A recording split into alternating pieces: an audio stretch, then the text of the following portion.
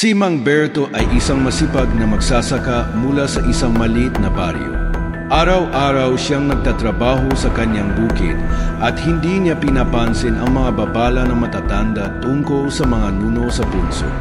Ayon sa kwento, ang mga nuno ay malilit na nilalang na nakatira sa mga buro o punso.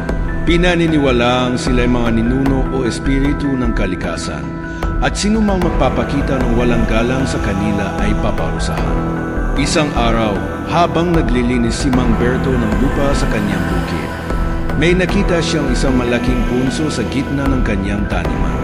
Wala siyang pakialam sa mga sabi-sabi, kaya't agad niyang sinira ang punso gamit ang kanyang pala. Gusto niyang maging malinis at patag ang kanyang lupa para mas maging madali ang pagtatanim. Kinagabihan, biglang nanakit ang kanyang tiyan. Nagsimula ring mamaga ang kanyang mga paa at hindi siya makalakad ng maayos. Akala niya ay simpleng pagod lamang ito.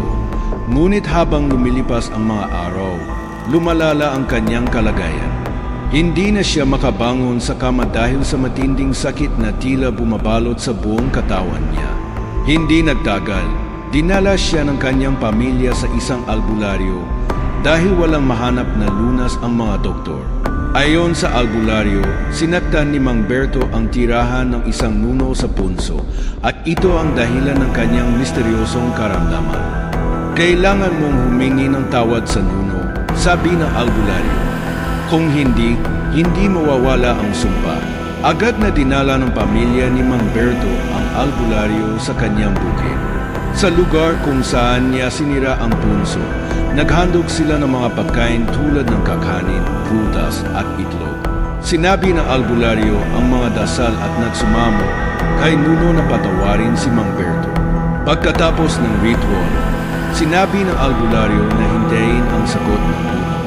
Makalipas ang ilang araw, unti-unting bumuti ang kalagayan ni Mang Berto. Ang sakit at pamamaga ng kanyang katawan ay humupa at nakabangon siya muli.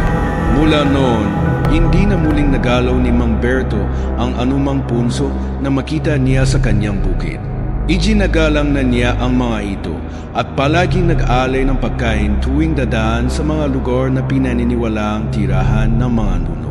Ang karanasan niya ay naging babala sa mga taga-baryo na laging mag-ingat at magpakita ng respeto sa kalikasan dahil ang mga nuno sa punso ay laging nagmamasid at handang magparusa sa sinumang walang galang sa kanilang tahanan.